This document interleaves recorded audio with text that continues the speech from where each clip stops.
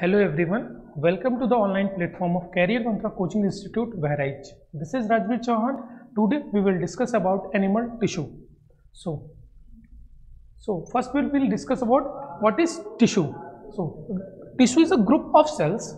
Tissue is a group of cells. Tissue is a group of cells having same origin, having same function. Tissue is a group of cells having same origin, performing the same function. They may be similar or dissimilar in structure. इसका यह मतलब है कि वह कोशिकाओं का वह समूह जिसकी उत्पत्ति एक जगह से हुई हो और जो एक तरह से काम करे, उसका स्ट्रक्चर यानी कि उसका शेप एक दूसरे से अलग हो सकता है। ठीक, उसके बाद बात करते हैं टिश्यू किन चीज़ों से मिलके बना होता है। टिश्यू किन चीज़ों से मिलके बना होता है? तो टिश्यू मिलके बना होता है सेल्स से और इंटरसेलुलर मैट्रिक्स से। टिश्यू किससे मिलके बना होता है? सेल्स से और इंटरसेलुलर मैट्रिक्स से।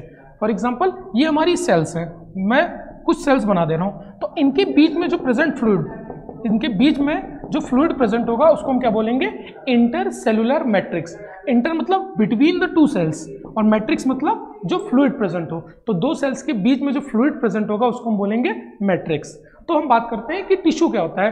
टिश्यू एक ग्रुप ऑफ सेल्स है जो एक तरह से काम करेगा, एक जगह से ओरिजिनेट करेगा, एक तरह से काम करेगा और एक जगह से ओरिजिनेट करेगा। उसका स्ट्रक्चर एक दूसरे से अलग हो सकता है। यूजुअली स्ट्रक्चर भी सेम होता है, परंतु कुछ केसेस में स्ट्रक्चर अलग हो सकता है। ठीक, तो सबसे पहले बात करते हैं कि टिश्यू का टर्म किसने दिया था। टिश्यू टर्म एक साइंटिस्ट थे, बाइचेट, उन्होंने दिया था।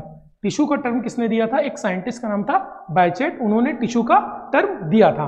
उसके बाद बात करते हैं स्टडी ऑफ टिश्यू को क्या कहते हैं। टिश्यू की स्टडी को हम कहते हैं हिस्टोलॉजी। टिश्यू की स्टडी को हम कहते हैं हिस्टोलॉजी। तो हम बात करते हैं फादर ऑफ हिस्टोलॉजी कौन है? तो फादर ऑफ हिस्टोलॉजी भी हमारे बाइचेट हैं। ठीक, तो अभी तक हमने देखा कि ग्रुप ऑफ सेल्स, टिश्यू क्या है? एक ग्रुप ऑफ सेल्स है जो कि एक तरह से काम करता है। ग्रुप ऑफ सेल्स है जो एक तरह से काम करता है, उसकी उत्पत्ति, उसका ओरिजिन एक जगह से होता है। उसकी उत्पत्ति, उसका ओरिजिन एक जगह से होता है, उसका स्ट्रक्चर एक दूसरे से अलग हो सकता है। ठीक, अब टिश्यू किन की चीज़ों से मिलकर बना होता है? सेल्स से और इंटरसेलुलर मैट्रिक्स से। अगर मैं ऑर्गेनाइजेशन ऑफ ह्यूमन बॉडी की बात करूं, अगर मैं ऑर्गेनाइजेशन ऑफ ह्यूमन बॉडी की बात करूं, तो हमारी इतनी बड़ी बॉडी है, किन चीज़ों से मिलकर बनी होगी? तो अगर मैं आपसे पूछूं कि फंडामेंटल यूनिट ऑफ लाइफ क्या है, तो फंडामेंटल यूनिट ऑफ लाइफ क्या है? एक सिंगल सेल है। एक सिंगल सेल हमारी क्या है? Fundamental unit of life. एक सिंगल सेल हमारी फंडामेंटल यूनिट ऑफ लाइफ है। अब ग्रुप ऑफ सेल्स मिलके बन जाएंगे तो क्या बन जाएगा? टिश्यू। ग्रुप ऑफ सेल्स मिलके बन जाएंगे तो क्या बन जाएगा? टिश्यू। और बहुत सारे टिश्यू, मतलब हमारी बॉडी में यूजुअली 4 तरह के टिश्यू है, तो 4 तरह के टिश्यू अलग अलग प्रोपोर्शन में मिलके क्या बना लेंगे? ऑर्गन। क्या बना लेंगे? ऑर्गन। और कुछ ऑर्गन मिलके क्या बना लेंगे? Organ system. ऑर्गन सिस्टम बना लेंगे। और ऑर्गन सिस्टम मिलके क्या बनाते हैं? हमारी बॉडी बनाते हैं। ठीक, ऑर्गन सिस्टम मिलके हमारी बॉडी बनाते हैं। तो सेल से मिलके बनेगा टिश्यू, टिश्यू से मिलके बनेगा ऑर्गन, और ऑर्गन से मिलके बनेगा ऑर्गन सिस्टम, और ऑर्गन सिस्टम से मिलके हमारी बॉडी बनी होती है। फॉर एग्जांपल अगर मैं रीनल सिस्टम की बात करूं, फॉर एग्जांपल रीनल सिस्टम, तो रीनल सिस्टम यानी कि किडनी वाला सिस्टम जो पूरा है हमारा, तो उसमें एक सेल से मिलकर कोई टिश्यू बना होगा। एपिथेलियल टिश्यू हो सकता है, कनेक्टिव टिश्यू हो सकता है, उस तरह का टिश्यू बना होगा। उस टिश्यू ने एक ऑर्गन बनाया, टिश्यू से मिलकर एक ऑर्गन बना, मान लो किडनी बना। ठीक, किडनी अदर ऑर्गन्स के साथ, जैसे कि यूरेटर है, यूरिनरी ब्लैडर है, ये अलग अलग ऑर्गन्स के साथ मिलकर क्या बनाएगा? एक सिस्टम बनाएगा जिसको हम रीनल सिस्टम कह देंगे। अब रीनल सिस्टम, एक्सक्रीटरी सिस्टम, हमारा रेस्पिरेटरी सिस्टम, हमारा कार्डियोवास्कुलर सिस्टम, हमारा सेंट्रल नर्वस सिस्टम, ये सारी चीज़ें मिलकर हमारी पूरी बॉडी बनाते हैं। तो हर चीज़ की शुरुआत कहाँ से होती है? एक सिंगल सेल से। सिंगल सेल से मिलके बन गया हमारा टिश्यू, टिश्यू से मिलके बन गए हमारे ऑर्गन्स, ऑर्गन से मिलके बन गया हमारा ऑर्गन सिस्टम, और ऑर्गन सिस्टम से मिलके बन गई हमारी बॉडी। अब हम आगे की बात करते हैं। ठीक है, तो टिश्यू को ब्रॉडली कितने कैटेगरी में डिवाइड किया गया है? टिश्यू को ब्रॉडली 4 कैटेगरी में डिवाइड किया गया है। हमारी ह्यूमन बॉडी या फिर कोई भी एनिमल की बॉडी बेसिकली 4 तरह के टिश्यू से मिलके बनी हुई होती है। ठीक, तो ये 4 तरह के टिश्यूज कौन कौन से हैं? सबसे पहली बात आती है हमारी एपिथेलियल टिश्यू की, एपिथेलियल टिश्यू। दूसरी बात आती है कनेक्टिव टिश्यू, तीसरी बात आती है मस्कुलर टिश्यू, और चौथी बात आती है हमारी नर्वस टिश्यू। ठीक, तो हम एक एक के बारे में आज हम बेसिकली डिस्कस करेंगे एपिथेलियल टिश्यू के बारे में। ठीक, तो एपिथेलियल टिश्यू क्या है? कवरिंग और लाइनिंग टिश्यू है। क्या है? कवरिंग और लाइनिंग टिश्यू है। जैसे कि आप अगर एक बोतल लें, ठीक है। तो बोतल के बाहर की एक पूरी कवरिंग होगी, जैसे कि मैं एक ये बोतल लेता हूं, ठीक, तो इस बोतल की एक बाहर की कवरिंग है और इस बोतल को मैं ढक्कन को हटा के देखूंगा तो एक अंदर की कवरिंग है। तो कवरिंग मतलब जो बाहर से कवर हो और लाइनिंग मतलब जो अंदर से कवरिंग हो, उसको हम लाइनिंग बोल रहे हैं। तो एपिथेलियल टिश्यू क्या है हमारा, कवरिंग और लाइनिंग टिश्यू है, ठीक। कनेक्टिव टिश्यू कनेक्ट करने वाला टिश्यू है, क्या है कनेक्टिव टिश्यू, क्या है कनेक्ट करने वाला, दो चीजों को कनेक्ट करे, मसल्स को कनेक्ट करे, स्किन से अलग अलग चीजों को अलग अलग जगह से कनेक्ट करने का काम करेगा, वो क्या हो जाएगा हमारा कनेक्टिव टिश्यू। मस्कुलर टिश्यू जो हमारी मसल्स को बनाता है, जैसे कि हमारी बॉडी में 3 तरह की मसल्स होती हैं, स्केलेटल मसल्स हैं, स्मूथ मसल्स हैं और कार्डियक मसल्स हैं, अलग अलग तरह की मसल्स हैं, ठीक। और नर्वस टिश्यू जो हमारी पूरी बॉडी को कंट्रोल करता है। तो पूरी बॉडी में हमारे कितने तरह के टिश्यूज हैं, सिर्फ और सिर्फ 4 तरह के टिश्यूज हैं। पहला टिश्यू क्या हो जाएगा हमारा एपिथेलियल टिश्यू, दूसरा टिश्यू क्या हो जाएगा कनेक्टिव टिश्यू, तीसरा टिश्यू हमारा क्या हो जाएगा मस्कुलर टिश्यू, चौथा टिश्यू क्या है हमारा नर्वस टिश्यू। इतनी बात क्लियर, ठीक है। अब यही tissue, these tissue differ from each other in types of function and structure, ठीक। तो ये टिश्यू एक दूसरे से कैसे डिफर कर रहे हैं कि इसमें सेल्स कौन सी तरह प्रेजेंट है, इसमें मैट्रिक्स किस तरह का है, ठीक है। इस बेसिस पे अलग अलग तरह के हमारे पास टिश्यूज हैं, चारों टिश्यूज अलग अलग तरह से हैं और ये अलग अलग एक दूसरे से अलग अलग काम करते हैं। तो अब हम बेसिकली शुरू करते हैं एपिथेलियल टिश्यू के बारे में, ठीक। तो एपिथेलियल टिश्यू का क्या मतलब है, अभी मैंने तुम्हें बताया था कि कवरिंग और लाइनिंग टिश्यू है, क्या है एपिथेलियल टिश्यू, क्या है कवरिंग और लाइनिंग टिश्यू है।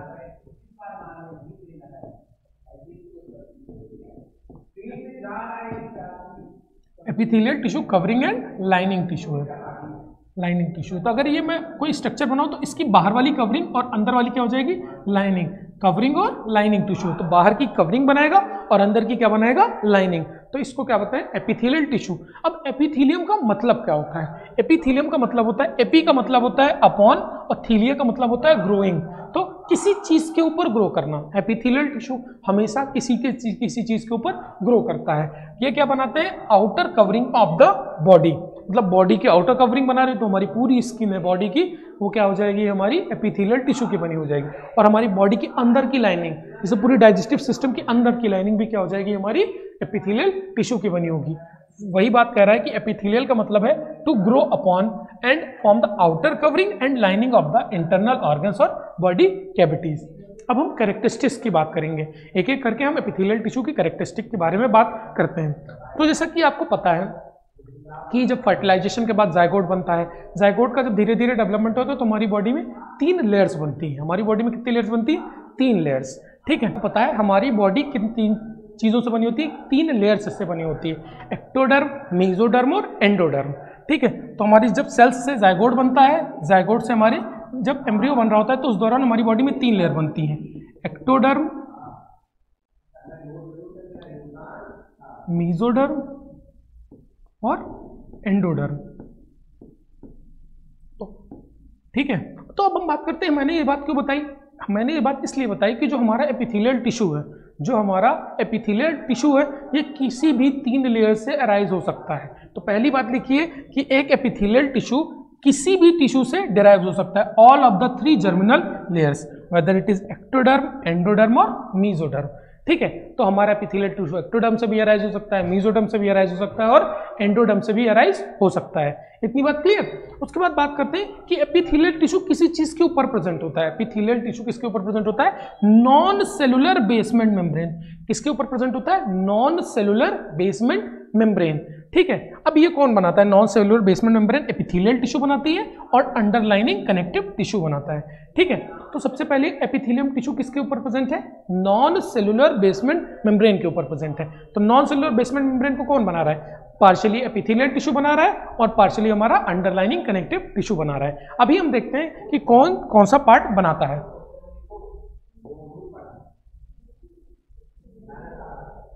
ठीक, तो हम बात करते हैं बेसमेंट मेम्ब्रेन। अब बेसमेंट मेम्ब्रेन के 2 पार्ट हो जाएंगे, ठीक है। मैंने बताया कि बेसमेंट मेम्ब्रेन को 2 चीजें बना रही होती है, तो बेसमेंट मेम्ब्रेन के 2 पार्ट हो जाएंगे। ऊपर वाले पार्ट को क्या बोलेंगे, अपर बेसल लमाइना।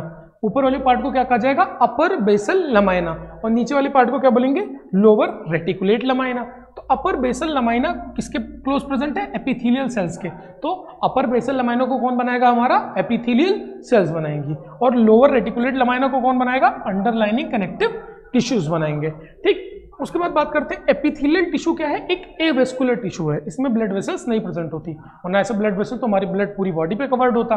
ठीक है, तो हमारी एपिथेलियल टिश्यूज में ब्लड वेसल्स नहीं प्रेजेंट होती। अब भैया ब्लड वेसल्स नहीं प्रेजेंट है तो इसको न्यूट्रिशन कहाँ से मिलेगा? इसको न्यूट्रिशन मिलेगा अंडरलाइनिंग कनेक्टिव टिश्यू से। इसके नीचे क्या प्रेजेंट होगा? कनेक्टिव टिश्यू, तो उससे ही अपने आप न्यूट्रिशन लेगा। ठीक, तो epithelial tissue is the avascular tissue obtains nourishment from underlining connective tissue by which process? Diffusion. तो डिफ्यूजन के थ्रू एपिथेलियल टिश्यू अपना न्यूट्रिशन किससे लेता है? हमारा कनेक्टिव टिश्यू से लेता है। ठीक, उसके बाद बात करते हैं कि जो फ्री सरफेसेस होते हैं एपिथेलियम के, एपिथेलियल सेल्स, मान लो ये हमारी कुछ एपिथेलियल सेल्स हैं। ठीक, ये किसके ऊपर प्रेजेंट है? हमारी बेसमेंट मेम्ब्रेन के ऊपर प्रेजेंट है।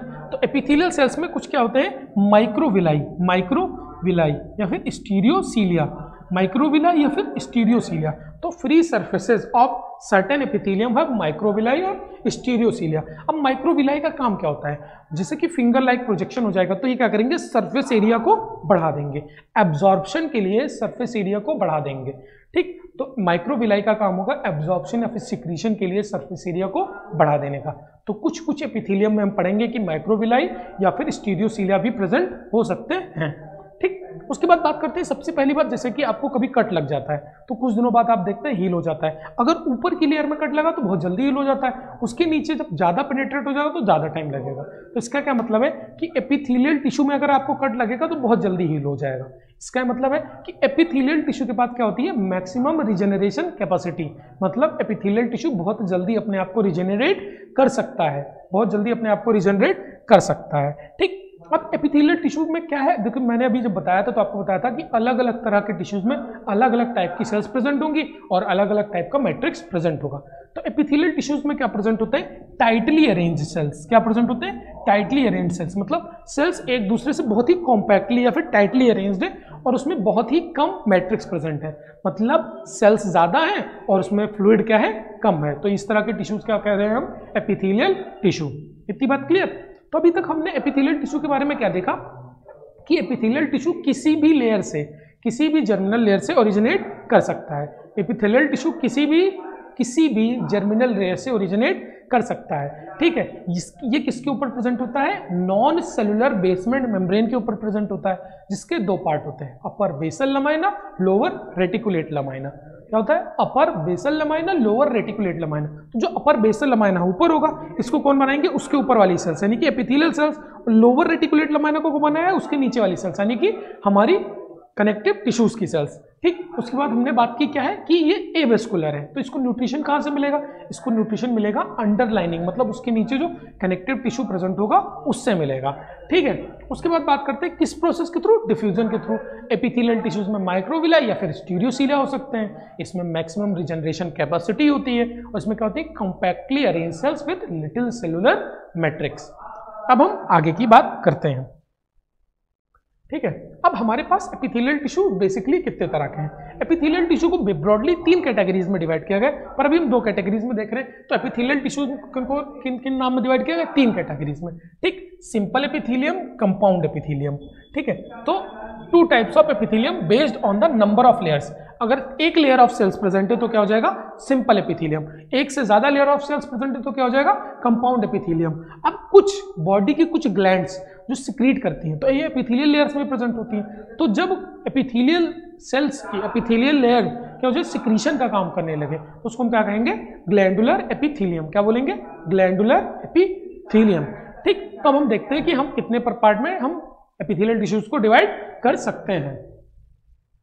ठीक है, तो एपिथेलियल टिश्यूज को हम ब्रॉडली 3 कैटेगरीज में डिवाइड कर रहे हैं, आप ध्यान से देखिएगा। ठीक, ब्रॉडली हम एपिथेलियल टिश्यू को ब्रॉडली किन कैटेगरी में डिवाइड कर रहे हैं? 3, सिंपल एपिथेलियम, कंपाउंड एपिथेलियम और ग्लैंडुलर एपिथेलियम।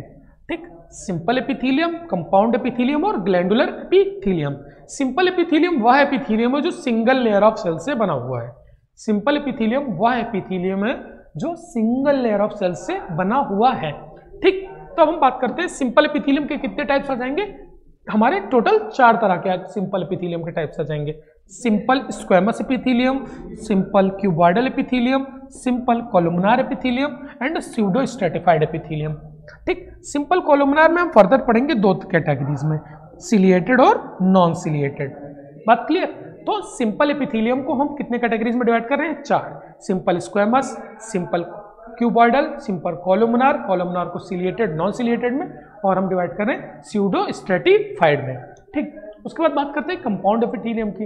अलग अलग किताबों में अलग अलग तरह से क्लासिफिकेशन है, पर जो मैं बता रहा हूँ आप समझिएगा, बहुत ही आसान तरीका है याद करने का। ठीक, तो कंपाउंड एपिथेलियम में क्या हो जाएगा? 2 कैटेगरीज आएंगी, स्ट्रेटिफाइड और नॉन स्ट्रेटिफाइड।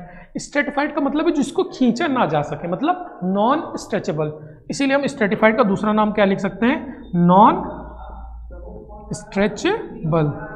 ठीक है, नॉन स्ट्रेचेबल। और ये क्या होता है? नॉन स्ट्रेटिफाइड क्या होता है? स्ट्रेचेबल। ठीक है, तो जिसको ना खींचा जा सके वो स्ट्रेटिफाइड, जिसको खींचा जा सके वह क्या हो जाएगा? Non stratified. तो स्ट्रेटिफाइड को हम फर्दर 2 कैटेगरी में डिवाइड करते हैं, स्ट्रेटिफाइड को फर्दर। ठीक है, 2 कैटेगरी में, किसमें? स्ट्रेटिफाइड स्क्वेमस और स्ट्रेटिफाइड क्यूबॉइडल। अब स्ट्रेटिफाइड स्क्वेमस को भी हम फर्दर 2 कैटेगरी में डिवाइड करते हैं, केराटिनाइज्ड और नॉन केराटिनाइज्ड। ठीक, तो कंपाउंड एपिथेलियम का पहला टाइप हो जाएगा stratified keratinized squamous, stratified non keratinized squamous और स्ट्रेटिफाइड क्यूबॉइडल। ठीक, उसके बाद हम बात करेंगे नॉन स्ट्रेटिफाइड की। नॉन स्ट्रेटिफाइड का भी मैंने जैसा दूसरा नाम बताया, क्या होता है? स्ट्रेचेबल होता है। इसका एग्जांपल होता है ट्रांजिशनल एपिथेलियम, अभी हम आगे डिस्कस करेंगे। तो हमने टिश्यूज को हम कितने ब्रॉडली कैटेगरीज में हमने डिवाइड कर दिया? 3 कैटेगरीज में। हमने ब्रॉडली टिश्यूज को कितने कैटेगरी में डिवाइड कर दिया? 3। सिंपल, कंपाउंड और ग्लैंडुलर। सिंपल में हमने कितने डिवाइड में किया? 4 पार्ट में। ठीक है, सिंपल में हमने कितने पार्ट में डिवाइड किया? 4। Simple squamous, simple cuboidal, simple columnar, pseudo stratified. Simple columnar को भी हमने 2 पार्ट में डिवाइड कर दिया, सिलिएटेड और नॉन सिलिएटेड। इसी तरह हमने कंपाउंड को 2 पार्ट में डिवाइड कर दिया, स्ट्रेटिफाइड और नॉन स्ट्रेटिफाइड। स्ट्रेटिफाइड को फर्दर 2 पार्ट में डिवाइड कर दिया, स्क्वेमस और क्यूबॉइडल।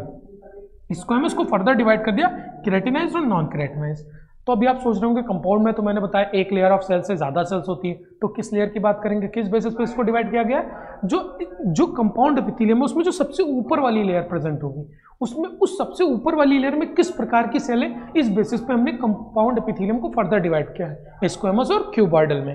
अब स्क्वेमस में क्या आ जाएगा? केराटिनाइज्ड और नॉन केराटिनाइज्ड, और नॉन स्ट्रेटिफाइड में ट्रांजिशनल एपिथेलियम। और एट लास्ट हम बात करेंगे हम ग्लैंडुलर एपिथेलियम की।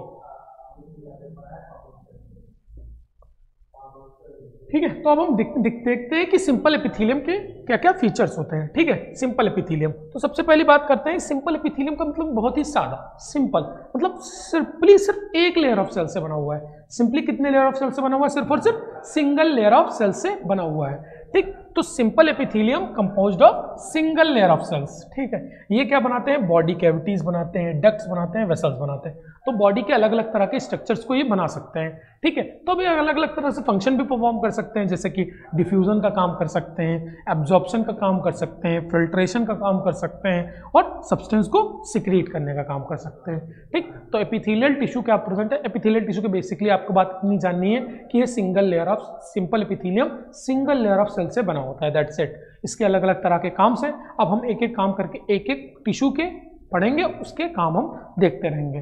ठीक, तो अब हम आगे बात करते हैं। तो सिंपल एपिथेलियम को हमने कितने कैटेगरी में डिवाइड कर दिया? 4 कैटेगरी में, simple squamous, simple cuboidal, simple columnar और स्यूडो स्ट्रेटिफाइड। तो अब हम डिस्कस करते हैं आगे की बात। ठीक है, तो सबसे पहले हमारा आ जाता है सिंपल स्क्वेमस एपिथेलियम। सबसे पहले हम किसकी बात करेंगे? Simple squamous. तो स्क्वेमस का क्या मतलब होता है? फ्लैट। स्क्वेमस का क्या मतलब है? फ्लैट। फ्लैट मतलब चपटा। ठीक है, तो ये हमारी स्क्वेमस में किस तरह की सेल्स प्रेजेंट होंगी? फ्लैट सेल्स प्रेजेंट होंगी। किस तरह की सेल्स? फ्लैट सेल्स प्रेजेंट होंगी। ठीक, तो सबसे पहली बात इसमें हम बात करेंगे, it is composed of single layer of cells and tile like cells. Tile like cells मतलब टाइल मतलब बिल्कुल चपटी सेल्स, और इसमें क्या प्रेजेंट होगा? सेंट्रली लोकेटेड फ्लैट न्यूक्लियस, मतलब इसका न्यूक्लियस भी क्या होगा? चपटा। ठीक है, तो इसमें क्या हो जाएंगी? Flat cells with flat nucleus. क्या हो जाएंगी? Flat cells with flat nucleus. जैसे कि इसमें आप देख रहे हैं, नीचे वाली हमारी क्या हो जाएगी? ब्लू कलर वाली जो दिख रही है क्या है? हमारी बेसमेंट मेम्ब्रेन है। ठीक है, उसके ऊपर हमारी क्या है? ये फ्लैट सेल्स हैं, और इसमें क्या प्रेजेंट है? हमारा flat nucleus, centrally located flat nucleus. तो जो 4 कैटेगरी की बात करेंगे सिंपल एपिथेलियल टिश्यू में, इनको 4 कैटेगरी में किन किन बेसिस पर डिवाइड किया गया? सेल्स के शेप के बेसिस पे और न्यूक्लियस की पोजीशन के बेसिस पे। तो पहला जो कैटेगरी है सिंपल स्क्वेमस एपिथेलियम, हमने इसमें क्या बात की? हमने इसमें यह बात की कि इसमें क्या है, flat cells with flat nucleus, और न्यूक्लियस कहाँ पे लोकेटेड है? सेंटर में। ठीक, उसके बाद बात करते हैं ये क्या करती है? ये बनाती है डिफ्यूजन बाउंड्रीज, मतलब किसी चीज को एक्सचेंज करने का काम, किसी चीज को फिल्टर करने का काम, डिफ्यूज करने का काम, मतलब डिफ्यूज करना, पार करना, आर पार करना, इनका काम होता है। ठीक, तो बॉडी में बेसिकली 3 जगह पर प्रेजेंट होती है। कहाँ पर प्रेजेंट होती है? 3 जगह। हम सांस लेते हैं तो सांस अंदर जाती है तो किसके थ्रू बाहर आएगी? एल्वोलाइज में पहुंचती है तो एल्वोलाइज के थ्रू बाहर आती है। कहाँ पर जाती है? ब्लड में। ब्लड में कैसे? ब्लड वेसल्स में। ठीक, तो बात यही आ जाती है कि सबसे पहले कहाँ पर प्रेजेंट होगा हमारा? एल्वेलाई ऑफ लंग्स में। कहाँ पर प्रेजेंट होता है? Alveoli of lungs. दूसरा का पर कहाँ पर प्रेजेंट हो सकता है? Blood vessels. ब्लड वेसल्स में एंडोथीलियम। ब्लड वेसल्स की 3 कवरिंग्स होती हैं, ट्यूनिका एक्सटर्ना, ट्यूनिका मीडिया और ट्यूनिका एंटेमा। एंटेमा को ही हम लोग एंडोथीलियम के नाम से जानते हैं। ठीक, अब एंडोथीलियम जो हमारी है, एंडोथीलियम जो हमारी है वो क्या है? वो किससे बनी हुई है? हमारी सिंपल स्क्वेमस एपिथेलियम से। तो सिंपल स्क्वेमस एपिथेलियम कहाँ कहाँ प्रेजेंट है?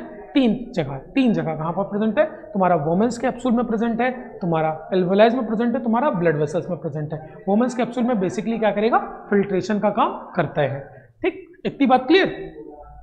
तो अब हम आगे देखते हैं। तो सिंपल स्क्वेमस में हमने क्या जाना? सिंपल स्क्वेमस में याद रखने वाली बातें यहाँ है कि इसमें क्या होता है? Flat cells with flat nuclei, flat cells with flat nuclei, and nuclei is located in the centre. They form the diffusion boundaries in the body. Diffusion boundaries करती हैं और ये 3 जगह पर प्रेजेंट होते हैं।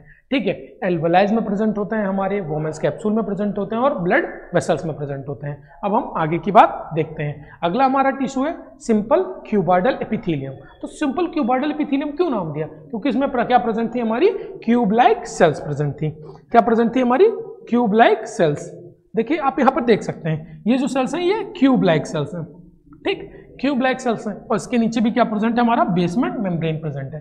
तो ये सिंपल स्क्वेमस एपिथेलियम से कैसे अलग है? सिंपल स्क्वेमस एपिथेलियम में flat cells with flat nucleus होता था, इसमें क्या है? Cube like cells with spherical nucleus. ठीक है, तो इसमें क्या है? It is composed of single layer of cube like cells with centrally located हमारा स्फेरिकल न्यूक्लियस। बात क्लियर? इसका काम क्या होता है? सिक्रीशन और एब्जॉर्प्शन का। कुछ सिक्रीट कर सकती हैं या फिर एब्जॉर्ब कर सकती हैं बेस्ड ऑन देयर लोकेशन। तो ये पर कहाँ कहाँ प्रेजेंट होते हैं हम देखते हैं। ठीक है, ये प्रेजेंट होते हैं proximal convoluted tubule, distal convoluted tubule. तो यहाँ पर सिक्रीशन और एब्जॉर्प्शन दोनों हो सकता है। ठीक, ये प्रेजेंट होते हैं थायराइड ग्लैंड में, सिक्रीशन का काम कर रहे हैं, और टेस्टिस ओवरीज में भी ये सिक्रीशन का काम कर रहे होते हैं। ठीक, तो हम बात करते हैं क्यूबॉइडल एपिथेलियम की। तो क्यूबॉइडल एपिथेलियम में क्या? क्यूब लाइक सेल्स हैं, क्यूब के जैसी सेल्स हैं, और न्यूक्लियस कहाँ पर प्रेजेंट है? हमारा सेंटर में प्रेजेंट है। किस तरह का न्यूक्लियस है? गोल स्फेरिकल न्यूक्लियस है। ठीक, ये बॉडी में कहाँ प्रेजेंट होता है? पीसीटी, डीसीटी, टेस्टिस, ओवरीज और थायराइड ग्लैंड में। ठीक, अब यहाँ पर क्या बात आती है कि जैसे कि मान लो ये हमारी क्यूब लाइक सेल्स हैं, मैंने आपको बताया था कि एपिथेलियम में माइक्रोविलाई जैसे स्ट्रक्चर पाए जा सकते हैं। तो मतलब अगर मान लो इसमें माइक्रोविलाई जैसा स्ट्रक्चर प्रेजेंट है, ठीक, तो इस स्ट्रक्चर को हम क्या बोलेंगे? इसको बोलते हैं हम लोग brush border cuboidal epithelium. For example cuboidal epithelium को में अगर ब्रश बॉर्डर मतलब माइक्रोविलाइज प्रेजेंट है तो उसको हम क्या बोलेंगे? ब्रश बॉर्डर क्यूबॉइडल एपिथेलियम में कहाँ पर प्रेजेंट हो सकता है? Proximal convoluted tubule of nephron. ठीक है, तो माइक्रोविलाई होता है इसीलिए हम इसको क्या बोलते हैं? Brush border cuboidal epithelium. क्या बोले हम लोग? Brush border cuboidal epithelium. ठीक, तो इसमें क्या है? Cube like cells with centrally located spherical nucleus, मतलब क्यूब के जैसी सेल्स है, बीच में गोल मतलब स्फेरिकल न्यूक्लियस प्रेजेंट है। ठीक है, ये हमारे कई जगह पर प्रेजेंट हो सकता है। टेस्टिस ओवरीज है हमारा, थायराइड ग्लैंड है हमारी, पीसीटी डीसीटी है। अब पीसीटी में स्पेशल टाइप का प्रेजेंट होता है, तो आपको क्या याद रखना है कि brush border cuboidal epithelium present होता है। क्या प्रेजेंट होता है? Brush border cuboidal epithelium. इतनी बात क्लियर? ठीक है, तो हमारे दो तरह के एपिथेलियल टिश्यूज हो गए। सिंपल एपिथेलियल टिश्यू में हमने 2 तरह की बातें आपको बताई। ठीक है, सिंपल एपिथेलियल टिश्यू कौन कौन से तरह के हो गए? सबसे पहले हमने देखा स्क्वेमस में flat cells with flat nucleus, यहाँ पर cube like cells with round and central nucleus. अब आगे हम देखते हैं क्या है हमारा सिंपल कॉलमनार एपिथेलियम है। Simple columnar epithelium, simple columnar epithelium में तो इसमें क्या है? इसमें भी सिंगल लेयर ऑफ सेल्स है, लेकिन सेल्स कैसी है? सिलेंडर के जैसी, मतलब लंबी लंबी सेल्स हैं। क्या है? लंबी लंबी सेल्स हैं। ठीक, अब इसमें क्या प्रेजेंट है? लंबी लंबी सेल्स है और कैसा न्यूक्लियस है, ओवल न्यूक्लियस है। कैसा न्यूक्लियस है, ओवल, अंडाकार का न्यूक्लियस है। कहां पर लोकेटेड है, एट द बेस। तो मैंने बताया भाई, तो आपको मैं बात दिखा रहा हूं। नीचे वाली सबसे क्या होगी हमारी, बेसमेंट मेम्ब्रेन। बेसमेंट मेम्ब्रेन के ऊपर हमारे क्या लगे हुए हैं, हमारे कॉलमनार सेल्स लगे हुए हैं। ठीक, बेसमेंट मेम्ब्रेन के ऊपर टॉल सिलेंड्रिकल कॉलमनार सेल्स लगे हुए हैं। अब इसमें कैसे न्यूक्लियस है, हमारा ओवल न्यूक्लियस है। कहां पर प्रेजेंट है, प्रेजेंट एट द बेस। ठीक, अब इसमें क्या होती है, कई बार इसमें म्यूकस सिक्रीटिंग गॉबलेट सेल्स भी प्रेजेंट हो सकती हैं।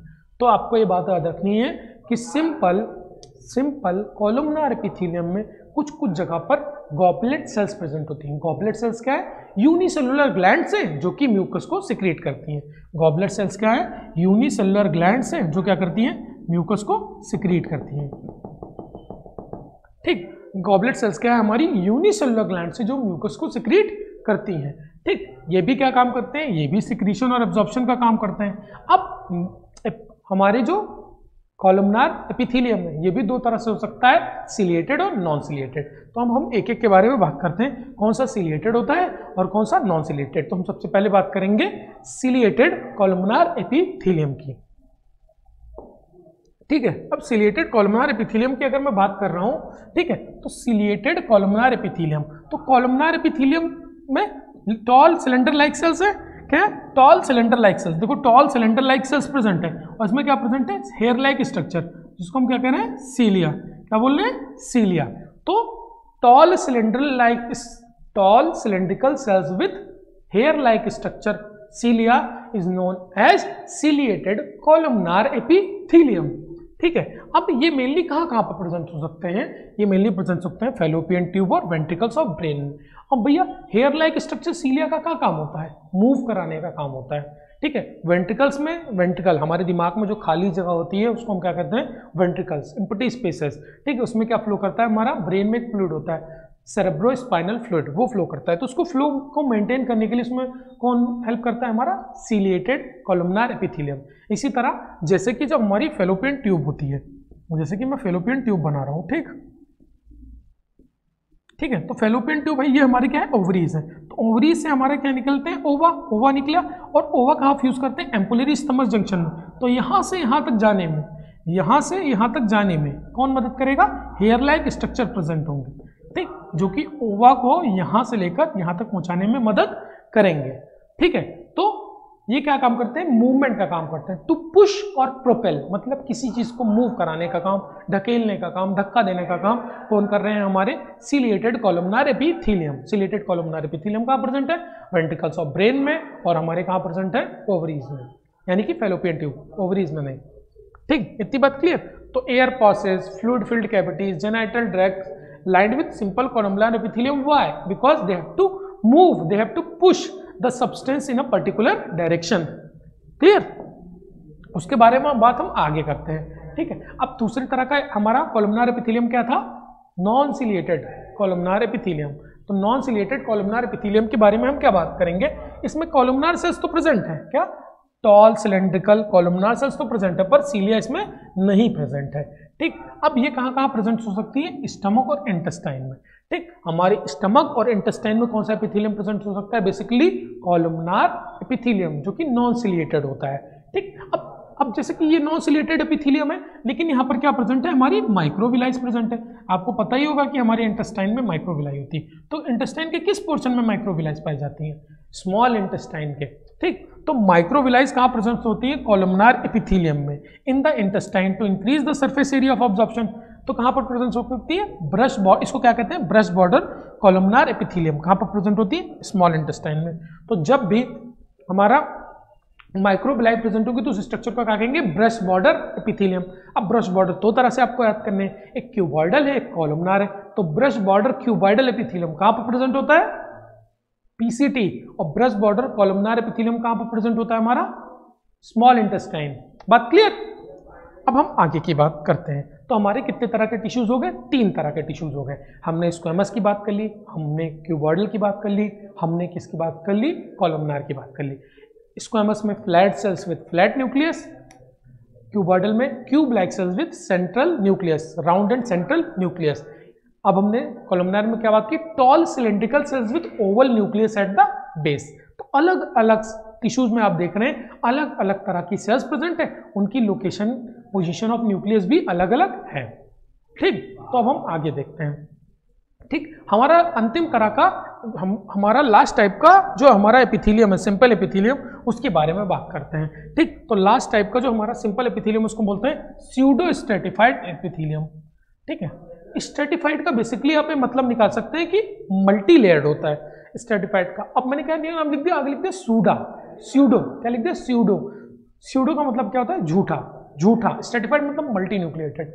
ठीक, तो इसको क्या कह सकते हैं हम, झूठा मल्टी न्यूक्लिएटेड। अब झूठा मल्टी न्यूक्लिएटेड क्यों कह रहे हैं, क्योंकि इसको जो हम ऐसा देखते हैं, क्योंकि इसमें कभी छोटी सेल प्रेजेंट है, कभी बड़ी सेल प्रेजेंट है, कभी अलग अलग तरह की सेल्स प्रेजेंट है इसमें। ठीक है, तो अलग अलग तरह की सेल्स प्रेजेंट है तो अलग अलग तरह का न्यूक्लियस होगा। जैसे कि आप देख सकते हैं एक न्यूक्लियस बेस में, एक ऊपर है, एक फिर बेस में एक ऊपर है, एक बेस में एक ऊपर, एक मिडिल में। तो अलग अलग न्यूक्लियस की पोजीशन के बेसिस पे जो हम इसको देखते हैं तो होता तो सिंगल लेयर है, पर ऐसा दिखता है कि ये मल्टी लेयर्ड है। जिसकी मैं एक स्कीमेटिक डायग्राम बनाऊं तो ये हमारी बेसमेंट मेम्ब्रेन हो गई। अब इसमें एक लंबी सेल्स प्रेजेंट है, 2-3 लंबी सेल्स प्रेजेंट है, एक छोटी सेल, एक मिडिल साइज्ड, एक फिर लंबी, छोटी, मिडिल साइज्ड, ऐसे सेल्स प्रेजेंट है। तो इसका न्यूक्लियस किसी का बेस में न्यूक्लियस होगा, किसी का मिडिल में न्यूक्लियस होगा, किसी का बेस में होगा, मिडिल में, किसी का ऊपर न्यूक्लियस हो जाएगा।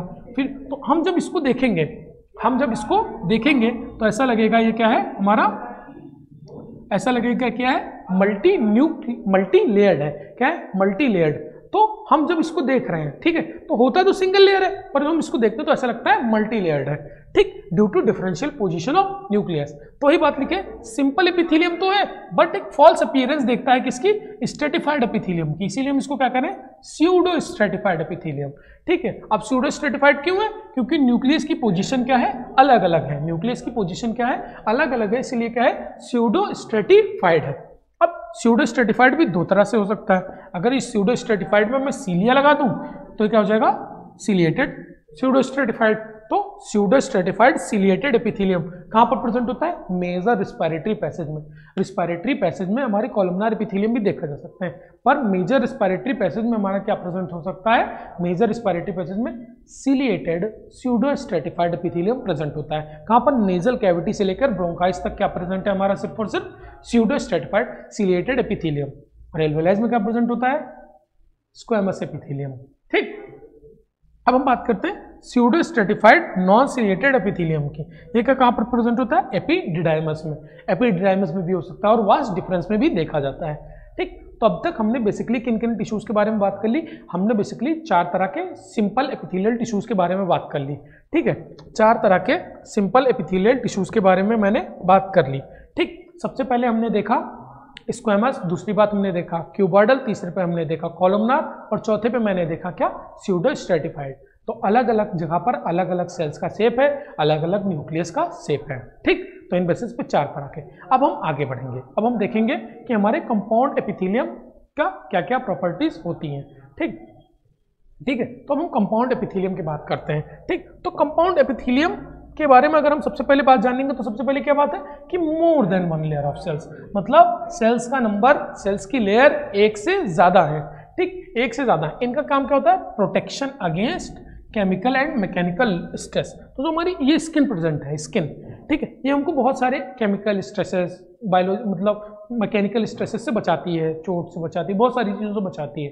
ठीक, तो इसमें कौन सा एपिथेलियम प्रेजेंट होगा, कंपाउंड एपिथेलियम। ठीक है, अब कंपाउंड एपिथेलियम क्या काम कर रही है, केमिकल और मैकेनिकल लॉस से हमको बचा रही है। ठीक, इसमें क्या है, मोर than 1 layer of sales present है। तो कंपाउंड एपिथेलियम को हम कैसे कैटेगराइज करेंगे, कंपाउंड एपिथेलियम को हम लोग कैसे कैटेगराइज करेंगे, कंपाउंड एपिथेलियम को हम 2 कैटेगरी में डिवाइड कर सकते हैं, स्ट्रेटिफाइड और नॉन स्ट्रेटिफाइड। स्ट्रेटिफाइड को हम क्या कर सकते हैं, नॉन स्ट्रेचेबल, जिसको खींचा ना जा सके।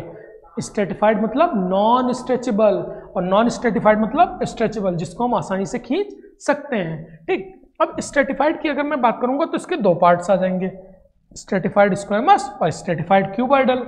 ठीक है, अब स्ट्रेटिफाइड स्क्वेमस के भी 2 पार्ट आ जाएंगे, केराटिनाइज्ड और नॉन केराटिनाइज्ड। तो इसको हम पूरा नाम क्या बोल सकते हैं, केराटिनाइज्ड स्क्वेमस स्ट्रेटिफाइड एपिथेलियम, या फिर स्ट्रेटिफाइड केराटिनाइज्ड स्क्वेमस एपिथेलियम। इसको बोल सकते हैं stratified non keratinized squamous epithelium या फिर क्यूबॉइडल स्ट्रेटिफाइड एपिथेलियम। तो अलग अलग टिश्यूज के बेसिस पर अलग अलग नाम है। ठीक, उसके बाद बात करते हैं नॉन स्ट्रेटिफाइड यानी फिर स्ट्रेचेबल, जिसको हम बहुत ज़्यादा खींच सकते हैं। ठीक, तो उसका एग्जांपल आता है हमारा ट्रांजिशनल एपिथेलियम। क्या एग्जांपल आता है? Transitional epithelium. अभी हम एक एक करके डिस्कस करेंगे कि कौन कहाँ पर कैसे प्रेजेंट होता है। ठीक, तो हम सबसे पहले हम देखेंगे क्या देखेंगे हम लोग, स्क्वैमस एपिथेलियम के बारे में बात करेंगे। ठीक, अब स्ट्रेटिफाइड स्क्वैमस एपिथेलियम के बारे में बात करेंगे। तो स्ट्रेटिफाइड स्क्वैमस एपिथेलियम कितने तरह का हो सकता है? 2 तरह का हो सकता है। ठीक है, अब स्ट्रेटिफाइड स्क्वैमस एपिथेलियम मैंने बताया था कितने तरह का हो सकता है? 2 तरह का, केराटिनाइज्ड और नॉन केराटिनाइज्ड। तो आपको पता होना चाहिए केराटिन एक तरह की प्रोटीन है। केराटिन एक क्या प्रोटीन है? जो कि डेड प्रोटीन है। क्या है? Dead protein. कहाँ पर प्रेजेंट है? हमारी नेल्स में प्रेजेंट होती है, हमारी हेयर्स में प्रेजेंट होती है, हमारी जो ऊपर की स्किन की लेयर है इसमें भी क्या प्रेजेंट है? केराटिनाइज्ड एपिथेलियम प्रेजेंट है। तो अब इसमें क्या देख रहे हैं? बहुत सारी सेल्स हैं, तो क्या हो जाएगा? कंपाउंड एपिथेलियम बेसमेंट मेम्ब्रेन के ऊपर प्रेजेंट है। ठीक, तो अब हमने इसको क्या नाम दिया? हमने क्या क्यों नाम दिया केराटिनाइज्ड स्क्वैमस? क्योंकि जो इसकी सबसे ऊपर वाली लेयर है इसमें क्या है? हमारे फ्लैट सेल्स हैं, और क्या है? हमारी फ्लैट न्यूक्लियस है, flat cells with flat nucleus.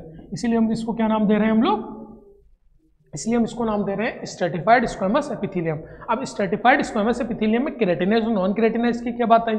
अगर इस स्क्वैमस में केराटिन का डिपोजिशन हो जाए, केराटिन यानी कि प्रोटीन डिपॉजिट कर जाए, तो क्या हो जाएगा? हमारा केराटिनाइज्ड स्क्वैमस स्ट्रेटिफाइड एपिथेलियम। ठीक है, अगर डिपॉजिट ना हो तो नॉन केराटिनाइज्ड एपिथेलियम। ठीक, तो सबसे पहले बात करेंगे, it covers the dry surface of the skin. क्या करती है? Dry surface of the skin में बात करती है, और प्रोटेक्ट फ्रॉम वाटर लॉस, हमारी बॉडी को वाटर लॉस में बचाती है। फॉर एग्जाम्पल, अगर ये जैसे कि कोई आदमी बर्न के केस में पूरी स्किन जल जाती है, तो आदमी की डेथ क्यों हो जाती है? स्किन ही तो जली, बाकी इंटरनल ऑर्गन्स तो सेफ थे, पर उसकी डेथ क्यों हो जाती है? क्योंकि जो हमारी पूरी स्किन है वाटर लॉस हो जाएगा, तो हमारी बॉडी में डिहाइड्रेशन की वजह से हमारी डेथ हो सकती है। तो ये बात आती है। तो इसमें क्या हो जाता है? ये जो स्किन है ये हमको वाटर लॉस से बचाती है। कहाँ पर प्रेजेंट होती है? ड्राई सरफेस में। तो जो बॉडी की पूरी की ऊपर की जो कवरिंग है वो किससे बनी हुई है? हमारी स्ट्रेटिफाइड स्क्वैमस केराटिनाइज्ड एपिथेलियम से। केराटिनाइज्ड एपिथेलियम प्रेजेंट है। अब नॉन केराटिनाइज्ड कहाँ पर प्रेजेंट हो सकता है? जो कि मॉइस्ट सरफेस को कवर करे और वाटर लॉस से हमें ना बचाए। मॉइस्ट सरफेस को कवर करे और वाटर लॉस से हमें ना बचाए। ठीक, तो इसकी बात करते हैं कहाँ कहाँ पर प्रेजेंट हो सकता है? बकल कैविटी में प्रेजेंट हो सकता है, फेरिंक्स में प्रेजेंट हो सकता है, ईसोफेगस में प्रेजेंट हो सकता है, और वेजाइना में प्रेजेंट हो सकता है। तो जहाँ पर ड्राई सरफेसेस नहीं, मॉइस्ट सरफेसेस है, वहाँ पर प्रेजेंट हो सकता है। तो ड्राई सरफेस में प्रेजेंट है हमारा केराटिनाइज्ड एपिथेलियम, और हमारा मॉइस्ट सरफेस में प्रेजेंट है हमारा नॉन केराटिनाइज्ड एपिथेलियम। ठीक है, तो हमने क्या बात की थी? स्ट्रेटिफाइड की बात की थी। तो स्ट्रेटिफाइड में 2 थे हमारे, क्या था? स्क्वैमस था और क्यूबॉइडल था। तो स्क्वैमस में हमने दोनों टाइप की बात कर ली। अब हम बात करेंगे क्यूबॉइडल एपिथेलियम की। ठीक, क्यूबॉइडल एपिथेलियम क्या? Compound cuboidal epithelium. तो इसमें अब हम आगे की बात देखते हैं। ठीक, तो स्ट्रेटिफाइड क्यूबॉइडल एपिथेलियम। ठीक, तो स्ट्रेटिफाइड ये भी देखो मल्टी लेयर्ड है, पर इसमें जो ऊपर वाली सेल्स है उस किससे बनी हुई है? क्यूब लाइक सेल्स हैं। तो इसको क्या बोल रहे हैं? Stratified cuboidal epithelium. इसमें भी प्रेजेंट हमारी क्या है? बेसमेंट मेम्ब्रेन, ये ऊपर के सरफेस प्रेजेंट है, और नीचे हमारा कनेक्टिव टिश्यू। तो मैंने बात बताई कि एपिथेलियम कहाँ प्रेजेंट होता है? अंडरलाइनिंग कनेक्टिव टिश्यू पर प्रेजेंट होता है। ठीक, तो simple stratified cuboidal epithelium, it forms the inner lining of larger duct. मतलब जो हमारी बॉडी में बड़ी बड़ी पाइप होती हैं, बड़ी बड़ी पाइप के अंदर वाली लेयर में क्या प्रेजेंट होता है? हमारा स्ट्रेटिफाइड क्यूबॉइडल एपिथेलियम। क्या प्रेजेंट होता है? Stratified cuboidal epithelium. जैसे कि सलाइवरी ग्लैंड, हमारी बॉडी में 3 पैर सलाइवरी ग्लैंड होती हैं, पैरोटिड है, सब मैक्सिलरी है, सब मैंडिबुलर है, या फिर हमारी सब लिंगुअल है। ठीक, 3 पैर में सलाइवरी ग्लैंड होती है। ठीक, तो इनमें जो अलग अलग तरह की पाइप्स होती हैं, ठीक, तो उनमें प्रेजेंट होता है, स्वेट ग्लैंड्स में प्रेजेंट होता है, और पैनक्रियाटिक डक्ट। तो जो हमारी बॉडी की बड़ी बड़ी डक्ट्स प्रेजेंट होती हैं उनमें क्या प्रेजेंट होता है? हमारा स्ट्रेटिफाइड क्यूबॉइडल एपिथेलियम प्रेजेंट होता है। ठीक, इतनी बात क्लियर? तो अभी तक हमने क्या देख लिया? अभी तक हमने देख लिया कि हमारे एपिथेलियम, जो कंपाउंड एपिथेलियम है, उसके कितने कैटेगरी होते थे? 2, स्ट्रेटिफाइड और नॉन स्ट्रेटिफाइड। स्ट्रेटिफाइड को फर्दर हमने 2 पार्ट में डिवाइड किया था, स्क्वैमस और किस में डिवाइड किया था हमने? क्यूबॉइडल में। स्क्वैमस को केराटिनाइज्ड नॉन केराटिनाइज्ड में डिवाइड कर दिया, और क्यूबॉइडल रहा। क्यूबॉइडल लार्ज डक्ट में प्रेजेंट है, केराटिनाइज्ड वाला तुम्हारा ड्राई सरफेस में प्रेजेंट है, नॉन केराटिनाइज्ड वाला मॉइस्ट सरफेसेस में प्रेजेंट है। ठीक, तो अब हम आगे की बात करते हैं। ठीक है। अब आगे की हमारी क्या बात आ जाती है, आगे की बात आ जाती है हमारी नॉन स्ट्रेटिफाइड, यानी कि जिसको हम खींच सकते हैं, स्ट्रेचेबल। ठीक है, तो सबसे पहली बात इसको हम क्या कह सकते हैं, ट्रांजिशनल एपिथेलियम। क्या कह सकते हैं हम लोग, ट्रांजिशनल एपिथेलियम, या फिर नॉन स्ट्रेटिफाइड, नॉन स्ट्रेटिफाइड या फिर ट्रांजिशनल एपिथेलियम, जिसको हम क्या कर सकते हैं, खींच सकते हैं। अब सबसे इंपॉर्टेंट बात ट्रांजिशनल एपिथेलियम के बारे में कि इसमें बेसमेंट मेम्ब्रेन एब्सेंट होती है। सारे के सारे एपिथेलियम में बेसमेंट मेम्ब्रेन प्रेजेंट होती है एक्सेप्ट ट्रांजिशनल एपिथेलियम। तो भूल कर भी आप मत भूलना कि ट्रांजिशनल एपिथेलियम में बेसमेंट मेम्ब्रेन एब्सेंट होती है। ठीक, ट्रांजिशनल एपिथेलियम में बेसमेंट मेम्ब्रेन एब्सेंट होती है, भूलना नहीं आपको। ठीक, और ये कहाँ पर ट्रांजिशनल एपिथेलियम कहाँ पर प्रेजेंट होता है, हमारे यूरिनरी ब्लैडर में। जब हम यूरिन पास आउट करके आते हैं तो हमारा ब्लैडर छोटा सा हो चुका होता है। जैसे जैसे हम पानी पीते जाते हैं, यूरिन बनता रहता है, वैसे वैसे हमारा ब्लैडर काफी स्ट्रेच हो सकता है। तो ब्लैडर पूरा स्ट्रेच हो जाता है, तो उसको हम क्या बोलते हैं, स्ट्रेचेबल। स्ट्रेचेबल है ना, ब्लैडर स्ट्रेच करता है। तो इसमें कौन सा एपिथेलियम प्रेजेंट है, ट्रांजिशनल एपिथेलियम। तो अभी तक हमने आपसे दो तरह के एपिथेलियम के बारे में बात कर ली।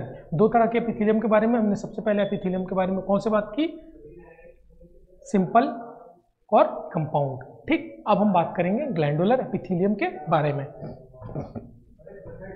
ठीक है, अब ग्लैंडुलर एपिथेलियम, तो इसमें ग्लैंडुलर एपिथेलियम के बारे में बात करेंगे तो हमारी बॉडी में कितने तरह के ग्लैंड्स होते हैं, तो बहुत सारी तरह की ग्लैंड्स हैं। आप क्लासिफाई किस बेसिस पे करते हो ये बात पे डिपेंड करता है। ठीक है, तो देखो हमारी बॉडी में ग्लैंड्स कौन बनाता है, कौन कौन सी सेल्स, कॉलमनार और क्यूबॉइडल।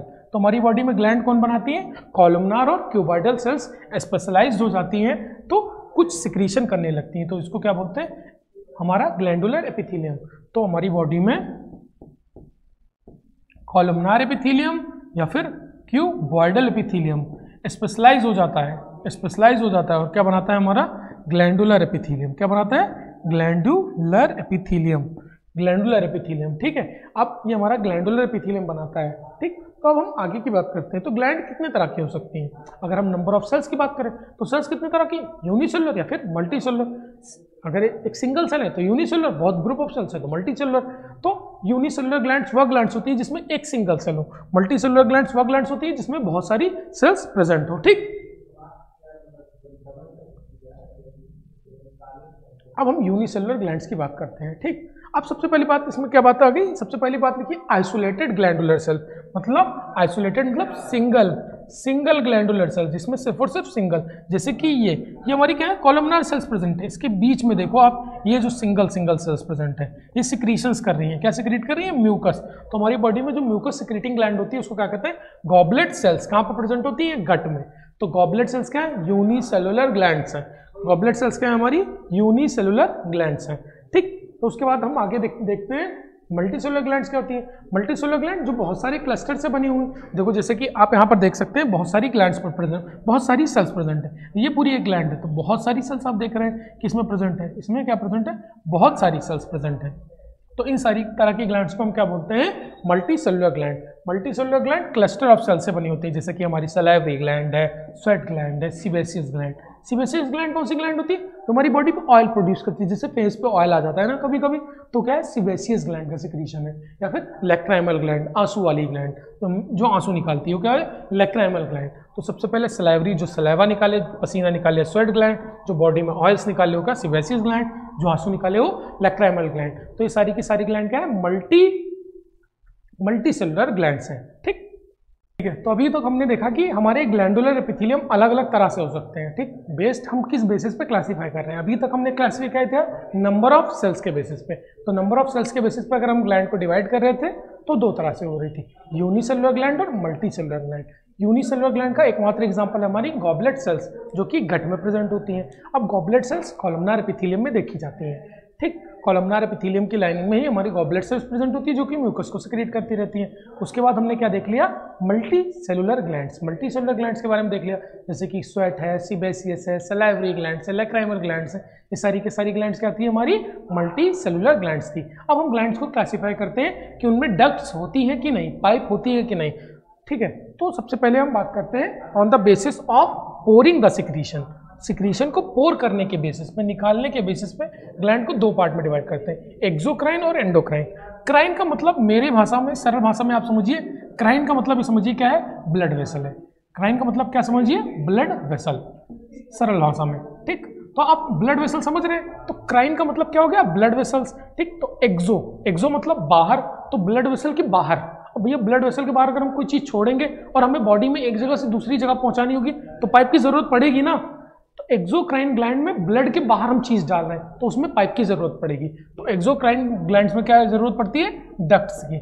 अब यहाँ पे लिखा एंडोक्राइन, एंडोक्राइन तो क्राइन का मैंने मतलब क्या बताया, ब्लड वेसल। तो क्राइन मतलब ब्लड वेसल के अंदर हमने कोई चीज डाल दी। अब भैया हमने ब्लड वेसल के अंदर कोई चीज डाल दी तो हम उसको ट्रांसफर करने की क्या जरूरत, ब्लड तो बॉडी के हर पार्ट में पहुंचता है। तो एंडोक्राइन ग्लैंड्स में डक्ट की आवश्यकता नहीं होती, क्योंकि एंडो मतलब with in the blood vessel हम सिक्रीशन को डाल दे रहे हैं। एक्सोक्राइन ग्लैंड्स में हमें ब्लड क्या डक्ट की आवश्यकता होती है, क्योंकि इसमें पाइप के थ्रू चीजें एक जगह से दूसरी जगह जाती हैं, ठीक। तो एक्सोक्राइन ग्लैंड्स की बात करते हैं। तो exocrine glands provided with the duct. Exocrine glands में क्या प्रेजेंट होती है, हमारी डक्ट्स प्रेजेंट होती हैं। एक्सोक्राइन ग्लैंड्स में क्या प्रेजेंट है, हमारी डक्ट, पाइप प्रेजेंट है, जो सिक्रीशंस को एक जगह से दूसरी जगह पर पहुंचाने का काम करती हैं। अब ये एक्सोक्राइन ग्लैंड्स क्या क्या हो सकती हैं, स्वेट ग्लैंड्स होती हैं, इसमें डक्ट्स प्रेजेंट है। हमारी सलाइवरी ग्लैंड्स में प्रेजेंट है, उसमें डक्ट्स प्रेजेंट है। ईयर वैक्स, जो कान में जो ग्लैंड्स प्रेजेंट होती है उसको हम क्या बोलते हैं, ईयर वैक्स जो बनाती हैं उसको बोलते हैं सेरोमिनस ग्लैंड। या फिर बॉडी में फेस में जो ऑयल होता है वो क्या बोलते हैं, sebaceous gland, mammary gland, milk producing gland, digestive enzymes को प्रोड्यूस करने वाली, ये सारी की सारी ग्लैंड्स क्या होती हैं, हमारी एक्सोक्राइन, मतलब इनमें पाइप प्रेजेंट होती है। तो जो ग्लैंड जिसमें पाइप प्रेजेंट हो चीजों को एक जगह से दूसरी जगह पहुंचाने के लिए, उसको हम क्या बोलेंगे, एक्सोक्राइन ग्लैंड। वो ग्लैंड जिसमें पाइप की आवश्यकता ना हो क्योंकि वो ब्लड में डाल दे रहा है, वो क्या हो जाएगी, एंडोक्राइन ग्लैंड्स। तो अब हम एंडोक्राइन ग्लैंड्स के बारे में कुछ देखते हैं, ठीक है। तो अब अगर हम एंडोक्राइन ग्लैंड्स के बारे में अब देखेंगे तो बॉडी में एंडोक्राइन ग्लैंड्स की सबसे पहली बात क्या है, क्राइन का मतलब ब्लड वेसल। क्राइन का मतलब क्या हो गया, ब्लड वेसल। एंडो मतलब अंदर, तो ब्लड वेसल के क्या हमको क्या करना है, पोर सिक्रीशन को अंदर पोर करना है। तो ब्लड वेसल के अंदर हमको सिक्रीशन डालना है, ठीक। तो इसमें डक्ट की आवश्यकता नहीं है, तो क्या है, ductless gland. Their product is called hormone, ठीक है। तो एंडोक्राइन ग्लैंड्स के प्रोडक्ट को हम क्या कहते हैं, हार्मोन्स, ठीक है। हार्मोन्स केमिकल मैसेंजर्स होते हैं जो बहुत ही ट्रेस अमाउंट में प्रोड्यूस होते हैं, ठीक, which are not send via duct, ठीक। तो हार्मोन्स को डक्ट के थ्रू नहीं भेजा जा सकता, but carried through the target organ by blood के थ्रू पूरी बॉडी में एक दूसरे जगह से ट्रांसफर कर दिए जाते हैं। आप देख सकते हैं बहुत सारी हमारी क्या प्रेजेंट है, हमारी ग्लैंड्स प्रेजेंट है, एंडोक्राइन ग्लैंड्स, जैसे कि आप देख सकते हैं हाइपोथैलेमस है, पीनियल है, पिट्यूटरी है, थायराइड है, पैराथायराइड है, थाइमस है, एड्रीनल है, ठीक। ये सारी की सारी ग्लैंड्स हमारी क्या हो जाएंगी, एंडोक्राइन ग्लैंड्स। यहाँ पर मैंने इन तीनों को क्यों छोड़ दिया, क्योंकि ये मिक्स्ड ग्लैंड्स होती हैं। पैनक्रियास क्या होती है, हमारी मिक्स्ड ग्लैंड है, मिक्स्ड ग्लैंड कह लो, कंपोजिट ग्लैंड कह लो, ठीक है। ये सारी ग्लैंड्स होती हैं, पैनक्रियास, ओवरीज और टेस्टिस, ये हमारी क्या है, मिक्स्ड ग्लैंड्स है। Mixed gland, composite glands, complex glands, किसी कोई भी नाम हम दे सकते हैं, ठीक। तो ग्लैंड्स को अगर हम लोग on the basis of pouring the secretion divide करें तो तीन तरह से हो जाएंगी। कौन कौन सी glands, exocrine gland, endocrine gland और मिक्स्ड ग्लैंड। एक्सोक्राइन ग्लैंड्स जैसे कि सलाइवरी है, स्वेट है, सीबेसियस है, ये सारी ग्लैंड। मेमरी ग्लैंड जिनमें पाइप की आवश्यकता होती है, ठीक। वह ग्लैंड जिसमें पाइप की आवश्यकता नहीं होती, जैसे कि हमारी एंडोक्राइन ग्लैंड्स। एग्जांपल हम देख सकते हैं हाइपोथैलेमस, पीनियल, एड्रिनल, सारी ग्लैंड्स, ठीक। और कुछ हमारी क्या होती है, कंपोजिट ग्लैंड्स, जो दोनों चीज़ों से मिली होती हो, एक्सोक्राइन पार्ट भी हो, एंडोक्राइन पार्ट, पैनक्रियास, ओवरीज और टेस्टिस, ये सारी चीज़ें होती हैं, ठीक। अब हम आगे देखते हैं कि अब हम देखेंगे ग्लैंड्स का टाइप्स, और ग्लैंड्स के टाइप देखेंगे, फर्दर डिवाइडेड इनटू 3 पार्ट्स की सिक्रीशन को कैसे सिक्रीट कर रही हैं। मेरोक्राइन है, एपोक्राइन और होलोक्राइन है, ठीक। तो सबसे पहले हम देखेंगे हमारी ग्लैंड्स किस तरह से सिक्रीशन को सिक्रीट कर रही हैं। उस बेसिस पे हमने 3 तरह से डिवाइड कर दिया, मेरोक्राइन, एपोक्राइन और होलोक्राइन, ठीक है। तो अब हम आगे देखेंगे, सबसे पहले हम देखते हैं मेरोक्राइन ग्लैंड्स के बारे में, ठीक। तो मेरोक्राइन ग्लैंड्स वह ग्लैंड्स होती हैं, ठीक है। मेरोक्राइन ग्लैंड्स वह ग्लैंड्स होती हैं जो अपने सिक्रीशंस को डिफ्यूजन के थ्रू, ठीक है, बाहर निकाल देती हैं। They release the secretory granules without the loss of the other cellular material, मतलब सेल के किसी भी पार्ट के लॉस हुए बिना, सेल के किसी भी पार्ट के लॉस हुए बिना सिक्रीशंस को क्या कर रही हैं, बाहर निकाल दे रहे हैं। क्या कर रहे हैं, सिक्रीशंस को बाहर निकाल दे रहे हैं। सेल्स के किसी भी पार्ट के लॉस हुए बिना सेल्स के किसी भी पार्ट के लॉस हुए बिना सिक्रीशन को क्या कर रहे हैं, बाहर निकाल दे रहे हैं। ठीक, तो उस तरह की सेल्स को क्या कहते हैं, मेरोक्राइन ग्लैंड, यानी कि डिफ्यूजन के थ्रू चीज़ों को, सेल के अंदर जो चीज़ बनी उसको डिफ्यूजन के थ्रू मैंने बाहर कर दिया, तो इसमें सेल्स का पार्ट लॉस नहीं हुआ। एग्जाम्पल इसके क्या कहते हैं, स्वेट ग्लैंड और सलाइवरी ग्लैंड। तो स्वेट और सलाइवा सेल्स के अंदर प्रोड्यूस हुआ, डिफ्यूजन के थ्रू बाहर चला गया, सेल का लॉस नहीं हुआ। तो इस तरह के ग्लैंड को मैंने क्या कहा, मेरोक्राइन ग्लैंड्स।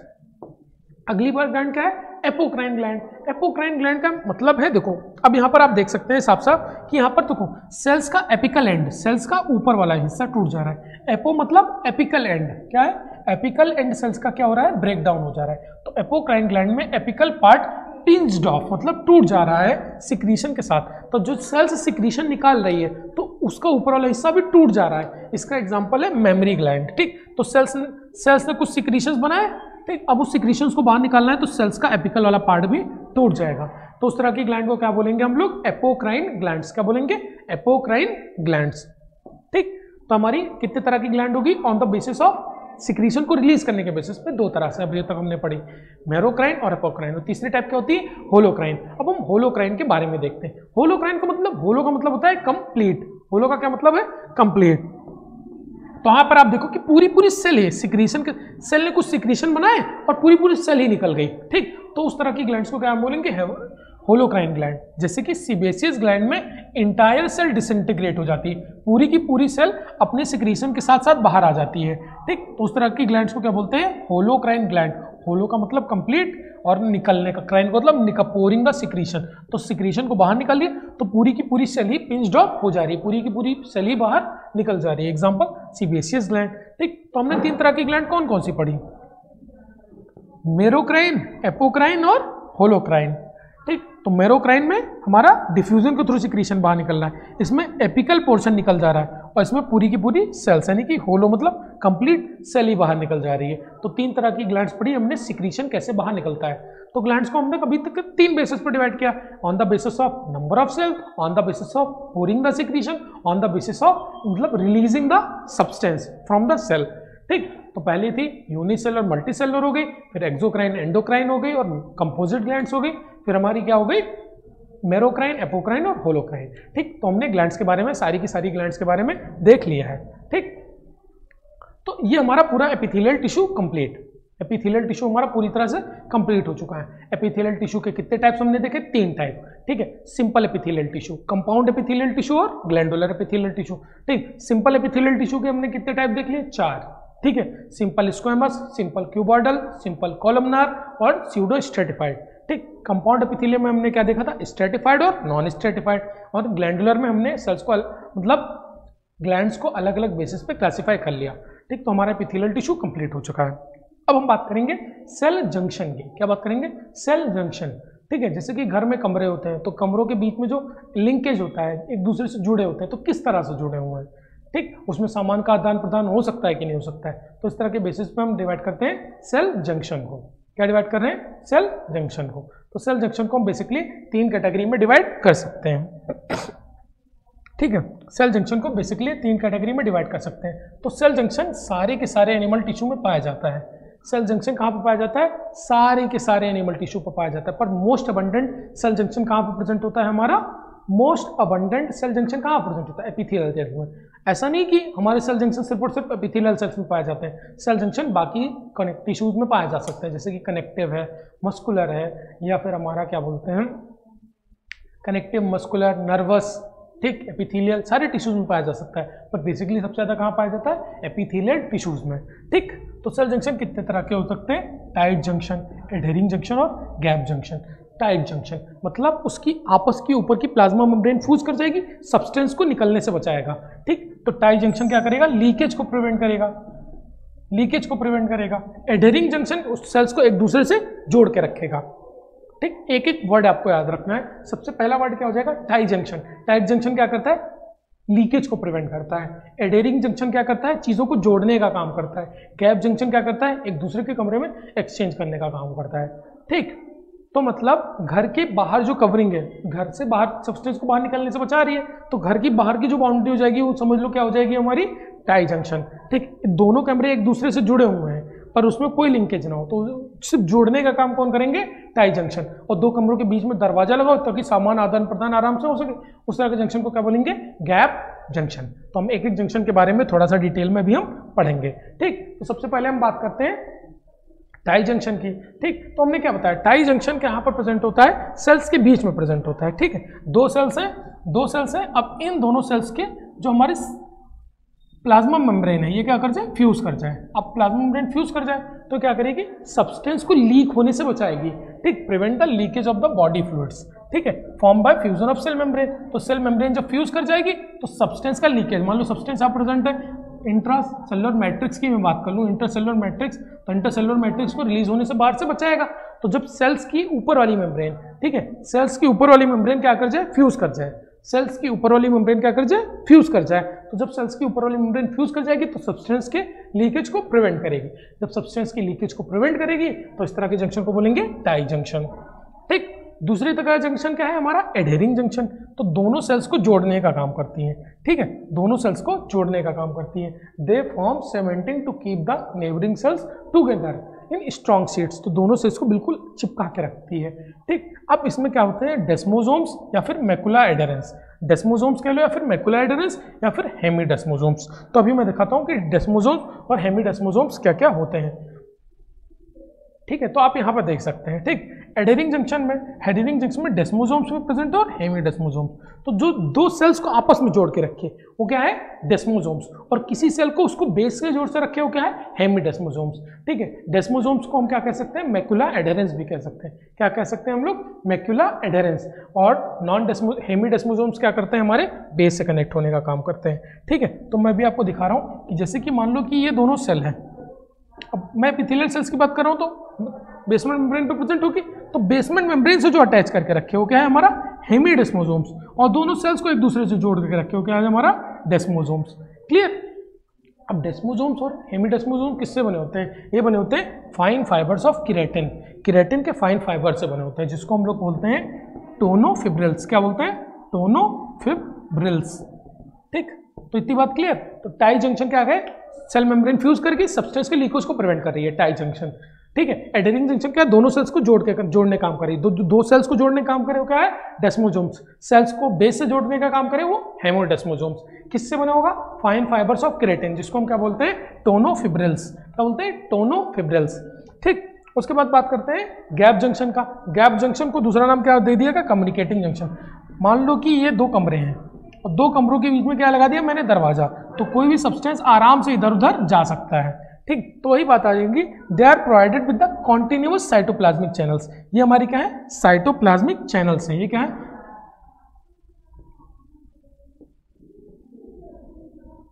ये क्या है? साइटोप्लाज्मिक चैनल्स हैं जो सब्सटेंसेस को एक्सचेंज होने का मदद करते हैं, एक दूसरे को सब्सटेंस को लाने ले जाने में मदद करेंगे। ठीक है, तो इस तरह के जंक्शन को क्या बोलेंगे? Gap junction, communicating junction. ये साइटोप्लाज्मिक स्ट्रैंड को, अब इनके थ्रू क्या क्या एक्सचेंज हो सकता है? सेल्स के बीच में आयन का एक्सचेंज हो सकता है, शुगर मॉलिक्यूल, अमीनो एसिड। ठीक है, और एक सेल से दूसरे सेल में आराम से जा सकते हैं। तो इस तरह के जंक्शन को क्या बोलेंगे? Gap junction. ठीक, तो अब तक हमने कितने तरह के जंक्शन पढ़ लिए? 3 तरह के जंक्शन पढ़ लिए, टाइट जंक्शन, एडहेरिंग जंक्शन और गैप जंक्शन।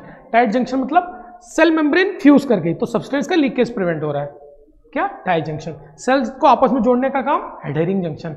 और गैप जंक्शन सेल्स के बीच में साइटोप्लाज्मिक स्ट्रैंड्स को जोड़ देंगे ताकि सब्सटेंस का आदान प्रदान हो सके।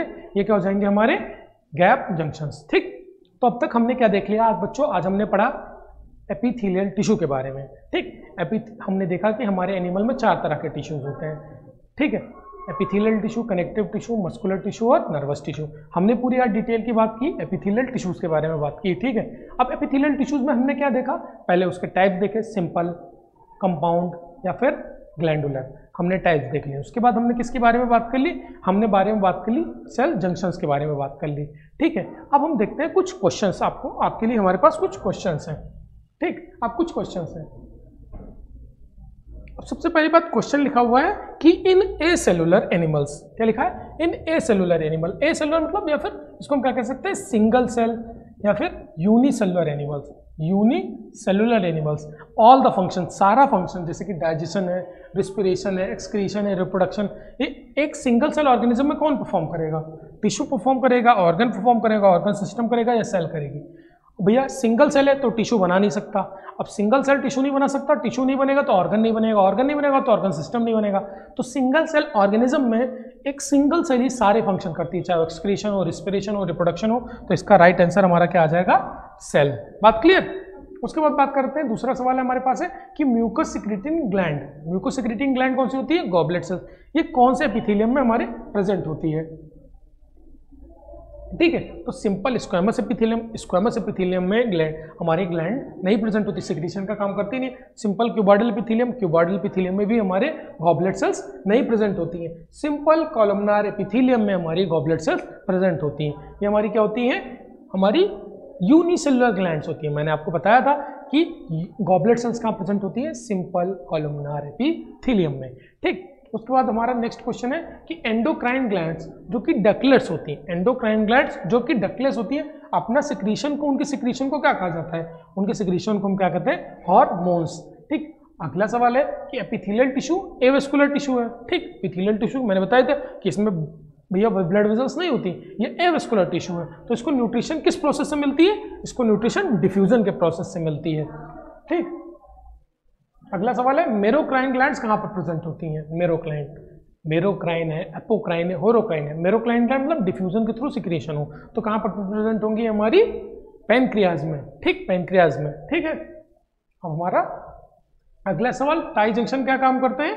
ठीक है, stopping the leakage of the substance across a tissue के अक्रॉस सब्सटेंस का लीकेज को बचाते हैं। ठीक, उसके बाद हम बात करते हैं, अब हमारी क्लास समाप्त हो गई। Thank you everyone.